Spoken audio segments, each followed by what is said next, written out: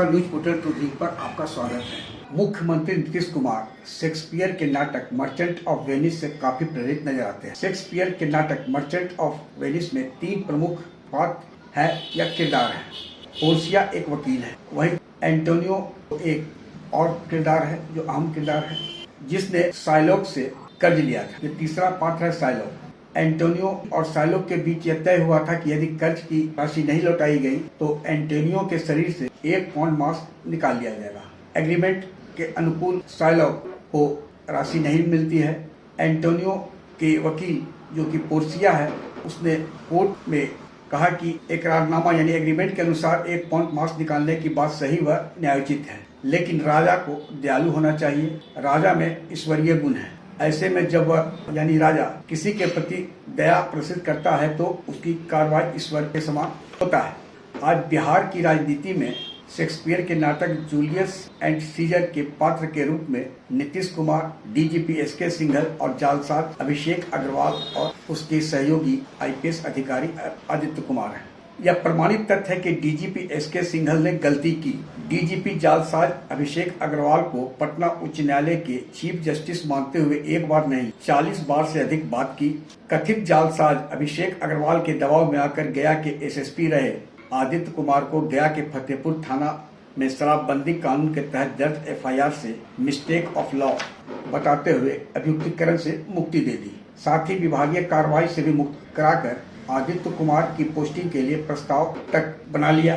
अब शेक्सपियर के नाटक के अहम किरदार जज को आप नीतीश कुमार के रूप में देखें। नीतीश कुमार ने राजा के तर्ज पर डीजीपी एसके सिंघल को उनकी भयावह विभागीय आक्रमणता के लिए माफी दे दी, वो भी सार्वजनिक रूप से, और उन्होंने डीजीपी को बेचारा तक बता दिया। फिर कहा कि रिटायरमेंट के कुछ महीने हैं, यानी कार्रवाई न करने की उन्होंने घोषणा कर दी। नीतीश कुमार के जीवन पर भगवान बुद्ध और भगवान महावीर का भी काफी असर है। नीतीश कुमार नालंदा से आते हैं। भगवान बुद्ध और महावीर भी क्षमा यानी माफी को लेकर काफी मुखर रहे हैं। नीतीश कुमार ने भी भगवान बुद्ध और महावीर के साथ साथ शेक्सपियर के नाटक मर्चेंट ऑफ वेनिस के अहम किरदार कोर्ट यानी जज के रूप में डीजीपी एसके सिंघल को माफी दे दी। उन्होंने दया दिखाई। एक सीएम के रूप में नीतीश कुमार का सार्वजनिक रूप से पुलिस महकमा के मुखिया को उनके विभागीय आक्रमणता के लिए माफी देने की घोषणा यानी दया दिखाना देश के राजनीतिक गलियारों के साथ साथ पुलिस और प्रशासनिक महकमे में वाद विवाद का विषय बन चुका है। अब वैसे अधिकारी और कर्मचारी जो गलती करने के कारण विभागीय कार्रवाई से त्रस्त हैं, क्या उन्हें भी माफी मिलेगी या एक यक्ष प्रश्न है।